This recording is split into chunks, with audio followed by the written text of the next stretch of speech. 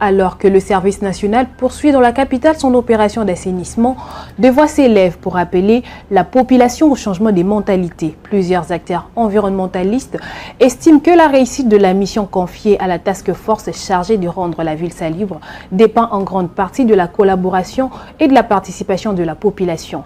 Récit de John Mukengeshaï.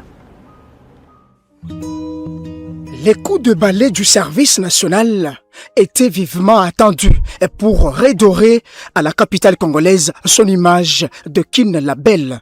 Alors que la task force engagée dans cette noble mission s'exécute en laissant déjà deux impressions positives, une problématique majeure préoccupe. Quelle est la part de responsabilité de la population dans cette tâche? À cette question, plusieurs acteurs environnementalistes estiment que le changement de mentalité est un préalable indéniable pour la réussite de cette ambition d'assainir la ville de Kinshasa.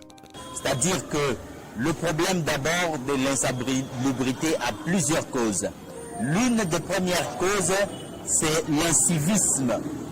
Et l'incivisme là, c'est-à-dire qu'il n'y a pas d'éducation environnementale au niveau du pays. C'est-à-dire que la première chose sur laquelle on devrait travailler, c'est le changement de mentalité ou de comportement des citoyens congolais en général et quinois en particulier. Alors, dès lors qu'on n'a pas convaincu, par exemple, la personne congolaise que jeter par exemple une bouteille sur la route est mauvaise, si vous venez directement avec des méthodes répressives, peut-être parfois violentes, les gens ne vont pas comprendre la chose. Pourquoi aujourd'hui, par exemple, quelqu'un ne peut pas jeter l'argent? Il connaît l'importance de l'argent. Pour Daniel Moukoubi, expert en environnement, la gestion de déchets doit être intégrée dans le système éducatif congolais. C'est-à-dire que commencer à mettre l'éducation environnementale à partir de l'éducation primaire. À partir de l'école primaire, un élève doit apprendre comment être responsable dans l'environnement.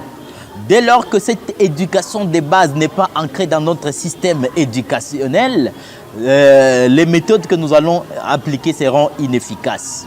Cette task force chargée de l'assainissement et de la salubrité de la ville a été, pour rappel, lancée par le chef de l'État, Félix Antoine Tshisekedi. Merci à tous de nous avoir suivis. Aimez et abonnez-vous massivement à notre chaîne YouTube Tribeca Media. Au revoir et à la prochaine.